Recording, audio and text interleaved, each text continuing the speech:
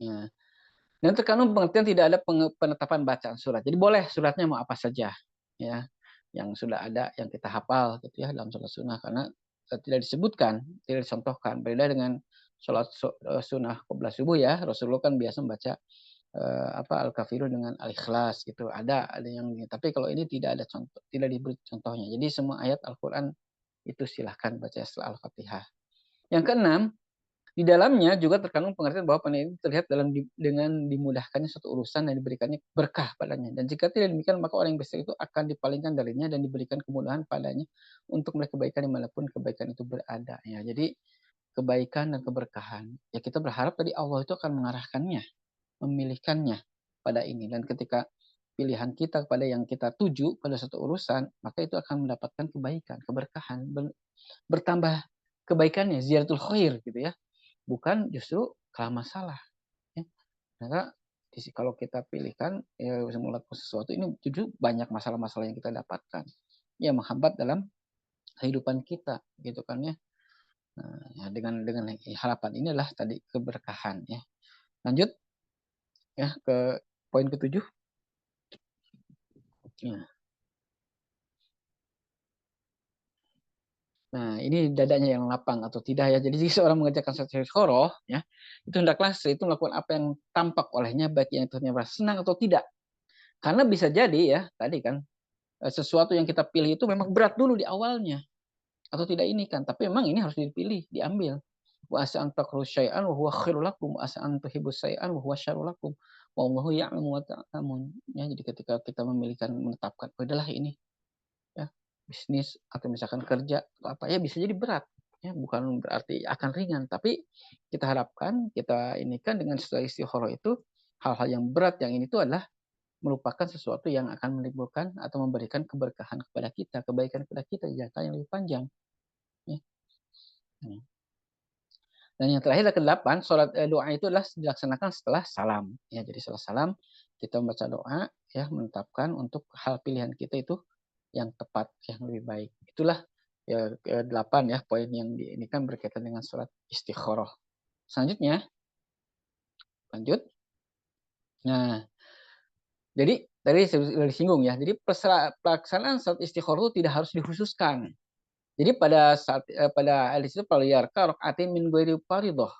Jadi para ulama mengatakan boleh ya di sholatnya itu dianggap di sholat malam, di sholat tahiyatul masjid, di sholat rawatib yang 2 rakaat ya, mau siang mau malam gitu, di sholat duha kita memintakan doa gitu kan ya. Nah di sini kata Imam Nawawi menunjukkan bahwa doa istighfar itu bisa dilakukan setelah melaksanakan sholat rawatib, tahiyatul masjid, sholat sunnah dan lainnya. Nah, jadi kita tidak harus menetapkan sholat khusus gitu kan ya. Kan kita juga banyak ya melakukan sholat-sholat sunnah yang 2 rakaat baik siang atau malam. Nah diharapkan ini tidak kelihatan katanya tadi di PowerPoint-nya gimana? Ada yang lain? Hmm.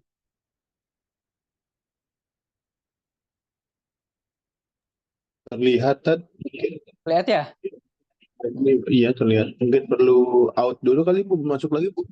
Iya, Hmm. terlihat. Ya, mungkin ya tadi yang lain bisa kelihatan, coba di keluar dulu yang tidak kelihatan ya. Nah, jadi sekali lagi sholat istikharah itu tidak harus khusus ya. Tapi mau khusus boleh ya. Oh, udah kelihatan katanya. Jadi kalau misalkan kita tadi sudah sholat duha atau sudah sholat rawatib, ya bisa kita memanjatkan doa itu, gitu kan ya, terhadap istikharah ini. Ya, selanjutnya next. Nah, ada kan mengatakan istikharah itu biasanya nanti akan mimpi ya gitu ya. Ya ini tidak ada kaitan ya dengan mimpi ya, karena mimpi juga belum tentu ya, karena mimpi itu bisa dari Allah, dari setan, dari bisikan hati ya.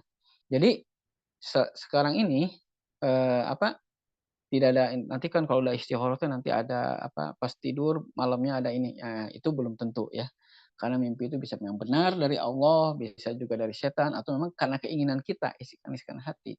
Jadi tidak harus ya, tidak ada dan tidak ada keharusan bahwa jawaban dari istikharah itu mimpi gitu kan ya.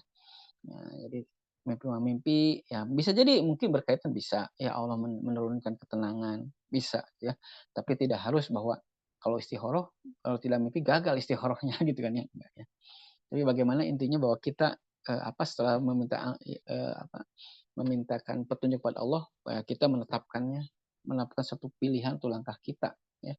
Dan di sana kita berharap dan berini tadi bagaimana akan diberikan keberkahan pada Allah, memberikan yang terbaik dari pilihan-pilihan kita atau langkah-langkah yang kita ambil. Nah, itu adalah istikharah ya, yang kita mungkin hanya paling hal-hal yang besar-besar aja ya, ketika mau nikah gitu kan, atau ketika mau UMPTN, mau perguruan tinggi atau apa.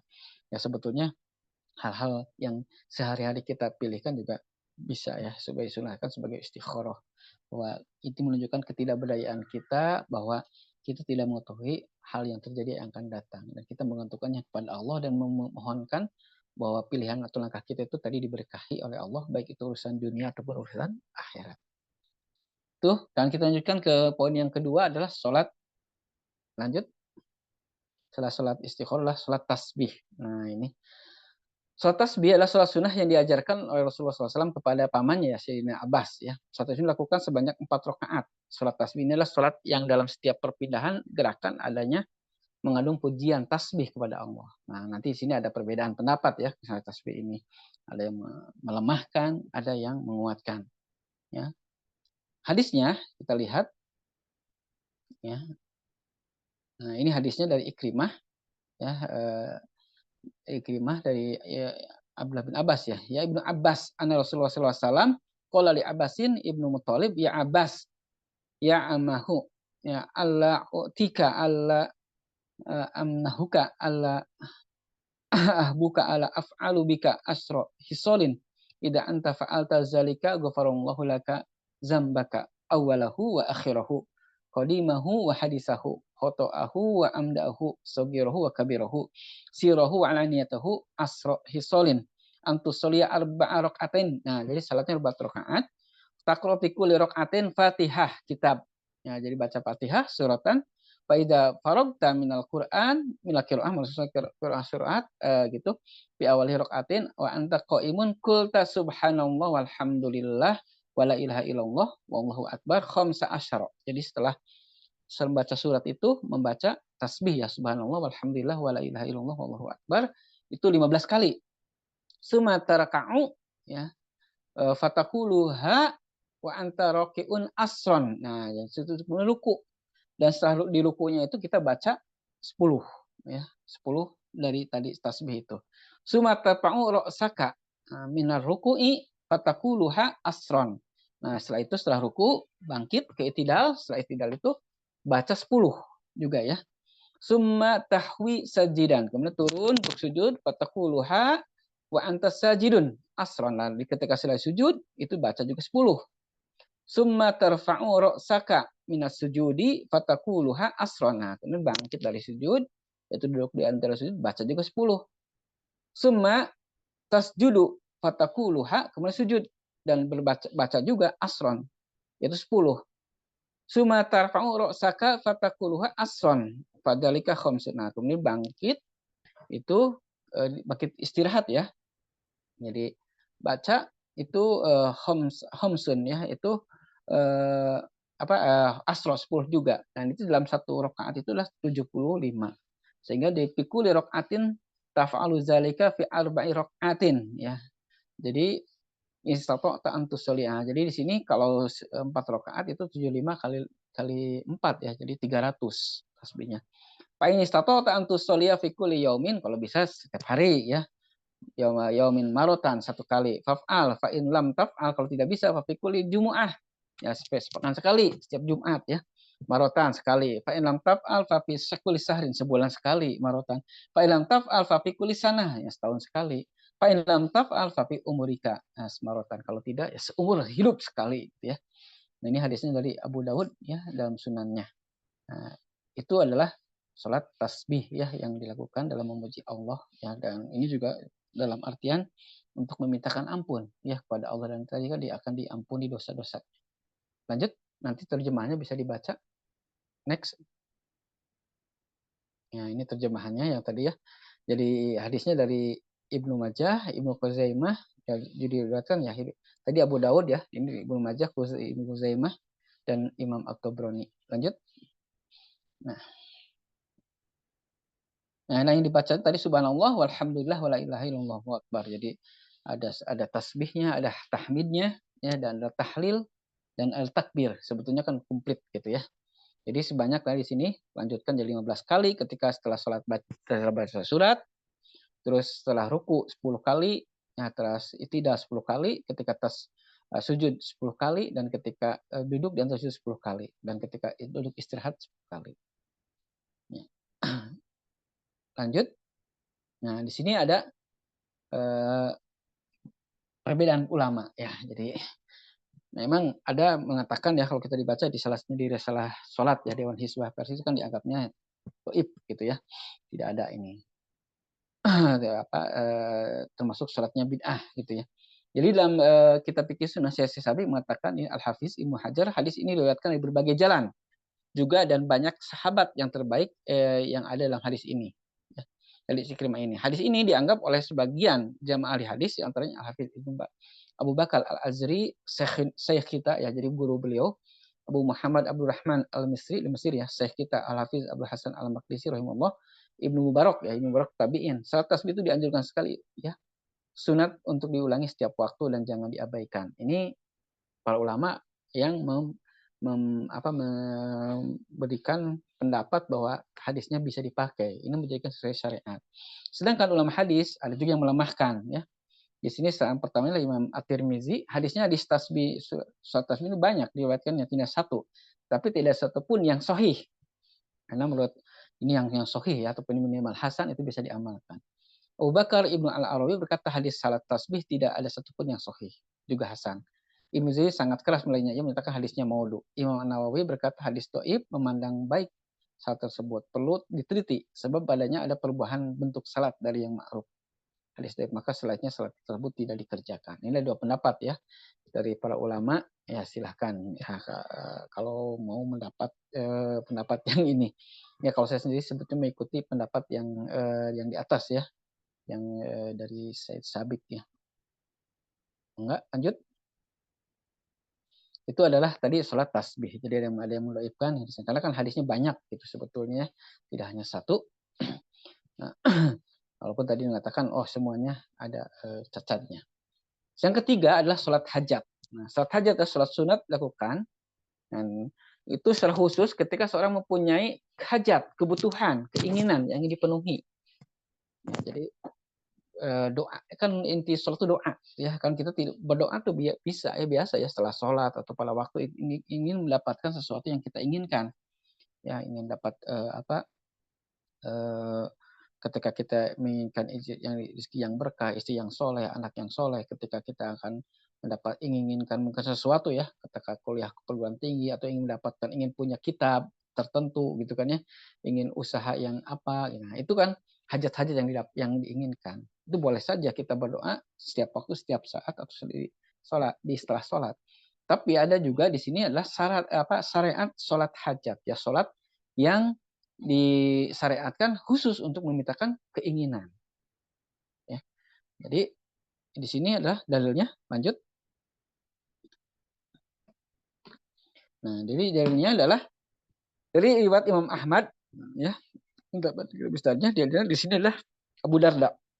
An Abi Darda anna Nabi sallallahu alaihi wasallam qala man tawaddo'a fa asbagha wudu'a summa shalla rak'ataini yutimmuhuma a'tahullahu ma sa'ala mu'ajjalan aw mu'akhkharan. Nah, jadi buat Abu Darda diriwayatkan sungguhnya Nabi SAW bersabda, barang siapa berwudu ya dengan baik wudunya, pas wudu ya, kemudian sholat 2 rakaat dengan sempurna, Allah akan memberikan apa yang dia minta cepat atau lambat.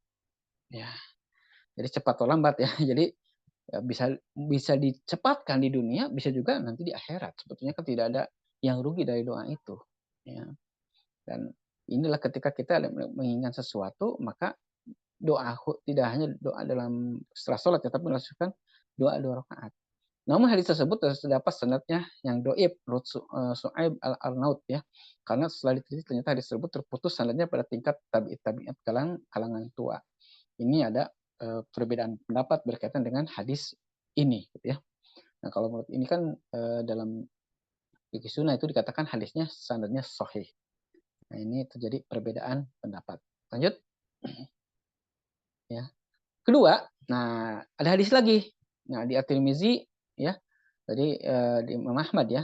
Di sini katakan, jadi man kana lahu hajatun ila Allahi au ila ahadin min bani Adam falyatawaddo falyuhsinil wudu'a yusalli rakaataini summa liyu'ni ala Allahi an azza wa jalla wal yusalli ala nabi sallallahu alaihi wasallam. Nah, di sini barang siapa yang punya hajat, kepentingan, keinginan terhadap Allah atau sesama manusia hendaklah berwudu dengan baik. Kemudian salat 2 rakaat. Kemudian memuji, mengagungkan Allah, kemudian membaca selawat ya, kepada Nabi sallallahu alaihi wasallam. Hadis tersebut dikatakan dhaif jidan menurut Muhammad Nasir Al-Albani ya. Dalam periwayatan terdapat seorang perawi yang mengatakan Pak Ibn Abdurrahman ya, di sini kritiknya matrukul hadis. Hadisnya ditinggalkan ya. Dan Imam Ahmad Ibn Hajar Asqalani mengkritik mungkarul hadis, yang mungkar hadis. Dari Bukhari mendapat kritik doib ya. Itu jadi hadisnya ya, 2 hadis ini doib ya dikatakan. Dan tapi kita akan lanjutkan pada hadis yang ketiga. Jadi kan hadis itu banyak gitu ya. Hadis ketiga, lanjut next. Nah, hadis diriwayatkan Ibnu Majah. Dalam salah ini dikatakan ini sahih, gitu kan ya. Jadi Utsman bin Hunayf ana rajulan doriron basor. Jadi ada seorang laki-laki yang buta ya, datang atan Nabi sallallahu alaihi wasallam, datang kepada Rasulullah sallam, faqala ud'ullah li ayyafiyani, faqala in syi'ta ya irtalaka wa huwa khairun wa in syi'ta da'autu ya faqala ud'uhu fa amarahu ayatawadu'a fa yuhsinu wudu'ahu wa yusalli rak'ataini wa yad'uhu bihadzal du'a. Nah, jadi Allahumma inni as'aluka tawajjahu ilaika bi Muhammadin nabi rahmatin ya Muhammadin ya inni qad tawajjahtu bika ila rabbi fi hajati hadihi li tuqdu Allahumma safi'hu fi. Nah, di sini ketika itu ada orang buta datang kepada Rasulullah SAW dan doa, minta doakanlah aku agar Allah menyembuhkannya. Kemudian jika kamu mau maka aku akan tangguhkan bagimu. Jadi nantilah cewek sembuhnya di akhirat gitu ya. Sebagai suatu penerimaan. Jika kamu mau kamu akan aku doakan. Setelah itu berkata doakanlah. Kemudian beliau menyuruh kepada orang tersebut untuk berwudu dan bekas wudunya lalu sholat 2 rakaat dan berdoa. Nah, itu ada seperti itu. Jadi di sini juga sholat hajat. Seorang yang hajat ingin matanya tersembuh dari buta. Nah, di sini kita tahu bahwa Allah itu maha kuasa ya. Jadi segala sesuatu itu sangat mungkin oleh Allah bisa dirubah. Yang kata medis mah tidak bisa, kata ini tidak bisa, ya kita sholat hajat ya. Itu untuk memintakan Allah ini kabulkan gitu ya. Nah, di sini dianggap di sini hadis sahih selaras dengan pendapat Abu Ishaq yang mengatakan bahwa hadis ini sahih. Jadi tidak ada yang mencelaknya ya di sini. Jadi dari 3 hadis yang berkaitan dengan sholat hajat itu 2 dianggap doib, yang satunya dianggap sahih. Ya. Selanjutnya, sehingga kita kesimpulannya, lanjut next. Nah, 3 hadis di atas dapat diketahui bahwa terdapat 1 hadis yang sahih dan 2 hadis yang pendukung yang derajatnya doib. Oleh karena secara global hadis tersebut dapat dijadikan sebagai hujah, sebagai pedoman sandaran beramal. Dengan hukumnya hukum salat sunat hajat itu masru. Jadi kalau kita ingin ada keinginan yang apalagi yang hukum sifatnya besar, kita tidak masalah dengan sholat hajat. Bahkan di sini dianjurkan. Ya bagaimana ketika Rasulullah tadi menyuruh orang yang buta ketika menginginkan disembuhkan itu dengan sholat hajat. Ya, ketika kita ada keinginan yang besar juga silakan. Dan saya termasuk yang memilih ya di sini kepada hadis ulama-ulama yang memasukkan atau mensyariatkan ya tidak membid'ahkan, tidak menafikan dalam sholat hajat. Lanjut next. Itu sholat hajat ya. Nah, sekarang sholat taubat. Nah, sholat taubat merupakan salah satu bentuk ibadah yang sangat dianjurkan oleh Islam sebagai cara untuk memohon ampun atas dosa-dosa yang telah dilakukan. Sholat ini dapat dilakukan kapan saja ketika seorang menyadari kesalahannya dan ingin kembali kepada jalan yang diridhoi Allah. Jadi ketika kita ada kesalahan di salah satu berkembali kepada Allah, istighfar yang paling mudah gitu kan ya. Yang selanjutnya juga ada dengan sedekah dan ada juga dengan sholat di sini. Jadi ketika sudah melakukan kemaksiatan kita menyesal, maka kita sholat ya di sini dan memohon ampun itu disebut dengan sholat taubat. Jadi tidak hanya istighfar saja. Apalagi kalau kita rasakan bahwa dosa itu dosa besar, gitu ya. Nah, hanya ini kan dosa-dosa yang hubungannya dengan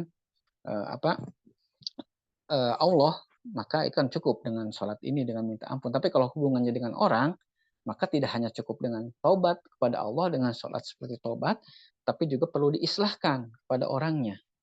Nah, Ibnu Katsir dalam kitabnya Tafsir Quran Karim mengatakan dianjurkan ya. Jadi orang yang ini dianjurkan wudhu dan sholat 2 rakaat pada waktu bertobat. Dan beliau menyampaikan hadis-hadisnya ya banyak. Jadi di sini ketika kita rasakan nih ada dosa yang besar gitu ya. Ya boleh saja kecil juga kan. Kalau kan seorang itu akan standarnya itu akan semakin meningkat ya. Kan seperti kata siapa salah satu tabi'in yaitu Hasan Basri mengatakan ketika ditanya gimana sih para sahabat teh, oh mereka mah majnun kadang-kadang Pak. Kata maksudnya kan hanya menurut kita mah itu dosa itu sebesar rambut, tapi menurut mereka itu besar. Itu kan tergantung berarti kita juga kan ketika semakin meningkat keimanan kita, semakin baik, semakin dekat kepada Allah, maka dosa-dosa itu yang kecil juga dianggap besar. Tapi kalau semakin jauh sebenarnya dosa besar aja yang kelihatan yang kadang-kadang dianggap kecil, enggak gampang-gampang nanti kita akan tobat dan lain-lain. Nah, disinilah adanya syariat untuk memintakan ampun kepada Allah khusus itu dengan tidak hanya dengan istighfar ya, tidak hanya dengan di setelah sholat ya istighfar, tapi juga merasakan khusus yaitu dengan sholat 2 rakaat. Ya, dalilnya kita lanjutkan. Ya.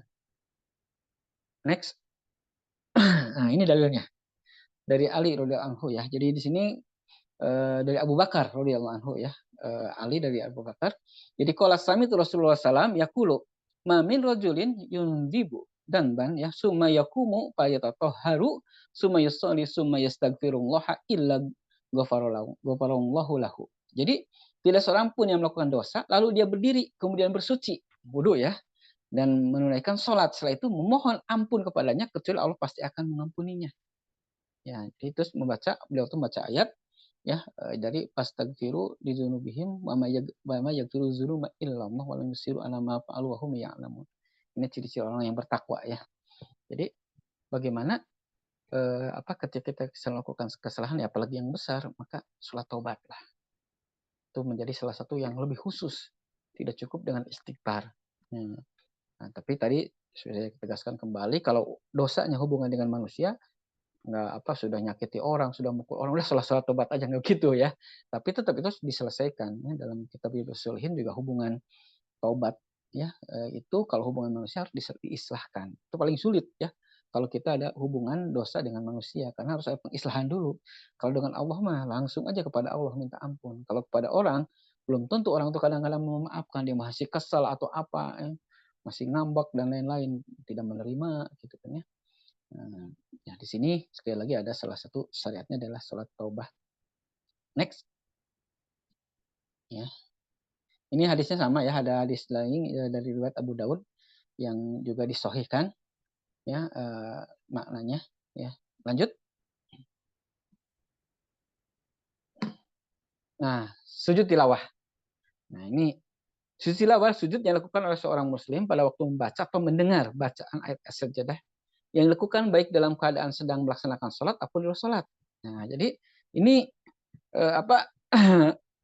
sujud yang menunjukkanlah bahwa kita itu memang merendahkan diri kepada Allah. Sementara kan setan itu kan ketika disuruh bersujud dia tidak mau. Ya karena ada takabur. Ana khairu minhu khalaqtani minan nar wa khalaqtahu minan tin.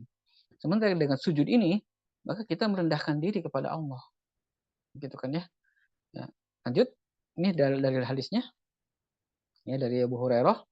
Idza qara'a ibnu Adam sajdata fasajada. Ya, jika ada sajdah, maka sujudlah. I'tajala syaitanu yabki yaqulu ya wailah. Celaka gitu ya. Umiru bisujudi fasajada, mereka disuruh bersujud dan mereka sujud. Falahul jannah, maka dapat surga. Wa umirtu bisujud, sedangkan aku kata setan disuruh bersujud, fa asraitu, aku kalah maksiat. Faliyan nar, bagiku adalah neraka. Nauzubillah min dzalik ya. Ini adalah mendirikannya. Sehingga sebagian ulama bahkan mengatakan memang sunnahnya itu sadid ya untuk sujud tilawah ini. Karena kan menunjukkan bahwa ketika merendahkan diri, bahkan ada dalam satu riwayat ketika Rasulullah membacakan ayat sajdah, Rasulullah bersujud, orang-orang kafir juga ikut sujud yang hadir di sana. Karena itu sesuai dengan fitrahnya gitu kan ya. Bersungkur sujud, orang-orang kafir juga ikut sujud. Masa kita sebagai orang muslim ketika ada yang sujud tilawah kita tidak ikut. Sampai-sampai ya seperti itu. Tapi secara dalil, secara ini adalah hukumnya mayoritas ulama mengatakan itu sunnah ya, tidak wajib. Lanjut. Nah, jadi hukumnya tadi saya katakan adalah sunnah. Ya, walaupun ada mengatakan sunnahnya itu lebih kuat gitu kan. Ya sunnah muakkad lah gitu ya. Karena apa di sini ada dari pada saat itu Umar bin Khattab ya ketika sholat Jumat beliau sujud tilawah dan ketika Jumat yang lainnya datang berikutnya beliau membaca surat sama hingga ayat sajdah lalu berkata, "Ya Yohanes, inna namuru bisujudi paman sajada faqad asoba wa man lam yasjud fala isma alaih." Ini kan untuk menunjukkan bahwa ini sujud itu dapat pahala. Nah, kalau tidak sujud ya tidak masalah gitu kan ya. Hanya kan kalau kita dalam sholat itu harus mengikuti pada imam gitu ya. Tapi kalau kita sedang baca Quran, baca ini ada yang sujud, ya kita boleh sujud boleh tidak ya karena hukumnya sunnah. Tapi kalau dalam sholat itu ulama mengatakan mengikuti imam itu adalah untuk diikuti. Lanjut. Nah, yang diucapkan dalam sujud tilawah adalah sebagaimana dalam hadis ya, sajda wahiyal ladzi khalaqahu wasaqqa sam'uhu wa basaruhu bihaulihi wa quwwatihi. Jadi wajahku bersujud pada zat yang menciptakan serta membuka pendengaran dan penglihatan. Ya, wasyaqqa sam'uhu wa basaruhu ya. Bihaulihi wa quwwatihi dengan daya dan upaya gitu kan ya. Atau dalam bacaan yang lain ya kalau saya sih biasanya yang ini ya, yang tadi ada juga bacaan-bacaan yang lain silahkan bisa diinikan. Allahumma laka sajadtu wa bika amantu wa laka aslamtu wa anta rabbi sajada wajhil ladzi syaqqa sam'ahu wa basarahu tabarakallahu ahsanul khaliqin. Lebih panjang gitu kan ya daripada yang di atas dari hadis radhiyallahu Ali radhiyallahu anhu. Lanjut, ada juga dari Ibnu Abbas ya bacaannya sujud tilawahnya. Dari Ibnu Abbas ini Allahumma rid anni biha wizran waktub li biha ajron waj'alha li indaka dukhron. Jadi ini dari Ibnu Abbas ya Allah hapuskan dosaku dengannya, catatlah ia sebagai pahalaku dan jadikanlah ia simpananku di sisimu. Ini hadisnya ketika ada pohon ya yang bersujud dan itu Rasulullah membaca ini yang di bagaimana ada beberapa lafaz dalam sujud tilawah gitu ya. Itu ya sujud di mana di sana ada perintah ataupun ada kata-kata untuk sujud ataupun kata-kata celaan bagi orang yang tidak sujud ya kepada dalam ayat Al-Qur'an. Lanjut. Nah, sujud tilawah dalam sholat. Nah, di sini. Jadi dianjurkan bagi yang membaca ayat sajdah baik dari wajib maupun sunnah akan sujud tilawah. Ini menurut ulama, baik yang kalau kita zahar ataupun dalam kita sir. Ya, jadi kalau kita baca jahar atau sir kita sujud tilawah gitu kan ya. Ya. Sholaitu ma'an Abi Hurairah al-atamah faqara'a idza sama usyaqqat ya. Tidak insikok ya. Pasajada fakultu ma hadihi qala sajatu biha khalfa Abi Qasim sallallahu alaihi wasallam. Fala azalu asjudu biha hatta alqahu. Jadi dari Abu Rafi dia berkata bahwa dia salat ya atamah ya salat Isya ya bersama Abu Hurairah lalu membaca surat idas sama sakot yang singkok kemudian beliau sujud ya lalu Abu Rafi bertanya kepada Abu Hurairah apa ini ya dia belum tahu ya boleh mengatakan aku bersujud di belakang Rasulullah ya Abu Qasim. Kita sampai pada ayat sajdah dalam ayat surat tersebut. Abu Rafi mengatakan, aku tidak pernah bersujud ketika membaca surat tersebut sampai aku menemukannya saat ini. Jadi kan baru diketahui, gitu ya. Nah, jadi untuk sholat ya disunahkan untuk ini kalau berimam dan kita mengikuti imam. Nah, tadi kalau tadi sendiri kan kita tergantung sendirinya. Kita baca johir ataupun sir, kita mau sujud mau tidak tergantung kita. Tapi kalau ada imam, kita mengikuti imam. Lanjut ya dalam sholat. Next. Nah, dalam berjamaah. Jadi di sini Nah, di sini sampai ada perbedaan pendapat ya dalam sir. Kalau dalam jahar itu jelas. Kalau dalam sir ini ada sebagian yang mengatakan tidak boleh gitu ya, membaca ini karena nanti tiba-tiba sujud. Jadi orang tidak tahu ini sujud apa gitu ya. Apakah ini lupa atau apa gitu ya. Tapi kan kalau yang sudah memahami, oh ini berarti ada sujud tilawah ketika sudah membaca Al-Fatihah, ketika tiba-tiba ketika membaca surat dia sujud. Ya. Ya. Jadi terlarang menurut imam. Tapi kalau imam Imam Syafi'i itu membolehkan, gitu kan ya. Walaupun itu dalam sir. Ya, karena apa? Yang penting makmumnya ikuti imam aja, gitu kan ya. Ya. Silakan. Tapi saya sih termasuk yang tidak menganjurkan mengikuti ya, yang tidak menganjurkan untuk membaca untuk sujud tilawah ketika membacanya sir bagi imam duhur asar gitu ya imam, karena khawatir juga ada orang yang tidak memahaminya atau tidak mengetahuinya. Tapi kalau zahar kan orang ini lebih banyak paham lah lebih ini. Ya lanjut. Nah, jika imam tidak melakukan sujud tilawah maka makmum juga jangan, gitu kan ya. Karena apa? Ya mengikuti imam. Inama ju'ilal imamu liyutamma bih. Fa idza kabbara fakabbiru wa idza sajada fasajadu. Nah, jadi imamnya diikuti. Jadi jangan sampai ketika imamnya pas sujud tarib kita sujud gitu ya. Sujud tilawah sementara imam enggak gitu. Imam kalah ruku gitu kan ya. Atau tadi ada sikok ya. Kita beda kuri la yasjudun. Nah, itu kan celaan kepada orang yang tidak bersujud. Ketika imam lanjut aja ya, bacaannya kita ikut kalau sujud. Nah, itu jangan. Tapi kita mengikuti imam. Lanjut. Next. Nah, di sini ada tempat-tempatnya. Ya, sudah yang merupakan ada yang sudah disepakati, ada yang diperselisihkan, ada juga yang ya tidak ini ya yang masih diperselisihkan. Tapi kalau totalnya rata-rata para ulama mengatakan 15 gitu kan ya. Yang paling sering yang kita tahu kan di surat juz amma ya, Al-Insaq dan Al-Alaq ya. Dan di surat-surat yang lain itu kita bisa melihatnya gitu ya. Lanjut. Itu ayat-ayatnya. Nah, yang terakhir adalah sujud syukur. Ini karena udah 1 menit lagi ya. Jadi sujud syukur adalah sujud yang dilakukan karena mendapat nikmat dan terhindar dari bahaya musibah. Ini wujud rasa syukur kita kepada Allah. Kita bisa dengan alhamdulillah juga sudah melakukan rasa syukur. Tapi dengan sujud ini itu lebih menguatkan kembali bahwa kita merasakan bahwa itu nikmat yang besar bagi kita. Baik itu ketika kita dapat nikmat atau kita terhindar dari musibah. Ya. Nah, ini di sini sebagaimana dicontohkan oleh Rasulullah SAW. Lanjut. Ya, hadisnya, dalilnya kita lihat. Ya, jadi an Abi Bakrah an Nabi sallallahu alaihi wasallam anhu kana idza ja'ahu amru sururin aw busira bihi kharasa jidan sakiran lillahi. Dari Abu Bakrah dari Nabi sallallahu alaihi wasallam ketika beliau mendapati hal yang menggembirakan atau dikabarkan berita gembira, beliau bersungkur untuk sujud pada Allah taala. Di sini ada beberapa kisahnya ya.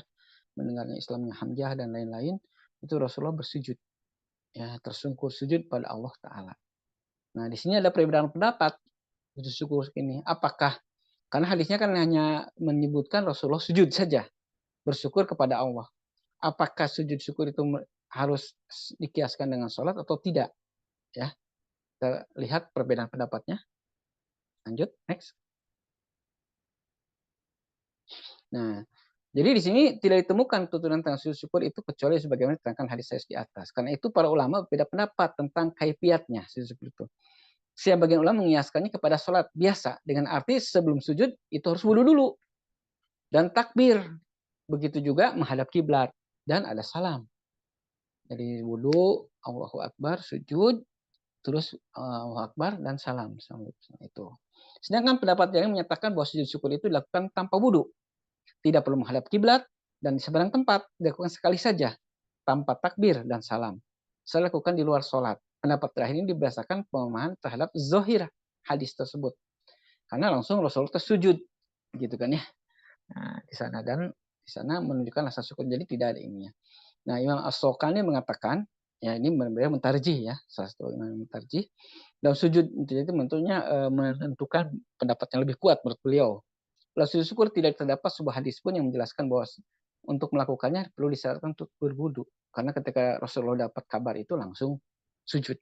Nah, saya termasuk mengikuti pendapat yang Imam Asy-Syaukani ya, ataupun pendapat-pendapat ulama yang mengatakan tidak termasuk seperti sholat. Jadi tidak usah wudhu dan tidak usah ada takbir dan salam. Jadi langsung ya ketika mendapatkan itu tidak tidak harus tidak punya wudhu ketika ada kabar kita wudhu dulu baru sujud enggak ya. Tapi saya termasuk yang pendapat yang kedua ya. Tapi kalau mau yang pendapat pertama silahkan gitu ya. Karena landasannya adalah tidak ada nasnya dalilnya dan ya tidak dikiaskan kepada sholat. Tuh lanjut. Adapun bacaannya lanjutnya. Nah, bacaan dalam sujud syukur ini doa ya dan tasbih. Ya aqrabu ma yakunu abdu min rabbihi wa huwa sajidun fa aksiru doa. Nah, ini kan secara umum ya. Dalam sujud itu ada banyakkan doa, ya, tasbih, tahmid, doa. Ya, menandakan bahwa ini adalah wujud rasa syukur kita, memuji Allah ya. Eh, memuji Allah dengan mensucikannya dan mengagumkannya dan mendekat doanya. Itu adalah bacaan sujud syukur karena tidak ada yang bacaan secara tekstual dalam hadisnya ini bacanya ini belum ya saya belum menemukan dan para ulama juga mengatakan secara umum saja berarti tasbih tahmid ataupun doa gitu ya. Jadi apa sih bacaannya ya kan kalau sepak bola kan udah nendang langsung sujud gitu bacaannya apa ya sebagai rasa syukur aja ya. Jadi kalau misalkan yang menganggap harus sholat itu kalau yang sepak bola kalau batal harus keluar harus wudhu dulu selebrasi itu gitu ya baru sujud syukur gitu ya gitu ya termasuk juga auratnya ya ketika kalau misalkan di sholat mazhabnya itu harus lutut ya bisa sujud syukur itu kalau mengkiaskan dengan sholat Allah disawab ya. Lanjut ya udah selesai alhamdulillahirobbilalamin. Itulah 6 poin ya berkaitan dengan dan sehingga kita sekali lagi dalam ibadah ini, sholat wajib sudah suatu hal yang wajib yang kita lakukan, maka sunnah-sunnah itu kita lakukan dan kita biasakan. Mungkin dulu pernah biasa atau kelupaan, jadi biasakan kembali ya. Yang sudah rutin dalam segi waktu, qiyamul lail ya, witir, terus duha, itu sudah rutin. Terus juga misalkan masalah tempat, ketika kita masuk masjid, yaitu masjid gitu atau apalagi yang sholat-sholat yang sifatnya banyak orang ya seperti gerhana, Aid itu kan udah banyak. Tapi juga bersifat pribadi yang ini ada maksud ataupun ada peristiwa-peristiwa yang ada kaitannya. Mudah-mudahan kita juga akan lebih terbiasa lagi dan dengan pelaksanaan sholat-sholat seperti ini kita harapkan kita akan semakin dekat kepada Allah dan Allah akan memberikan petunjuk yang membimbing jalan hidup kita lebih baik lagi dan lebih pada pilihan-pilihan ataupun hal-hal yang senantiasa Allah ridhoi. Demikian yang bisa disampaikan. Mohon maaf atas segala kekurangannya. Yang benarnya dari Allah, yang salahnya kesalahan pribadi saya. Saya kembalikan kepada pembicara. Ya, assalamualaikum warahmatullahi wabarakatuh. Ya, ya, kalau khairan kasiron pada Ustaz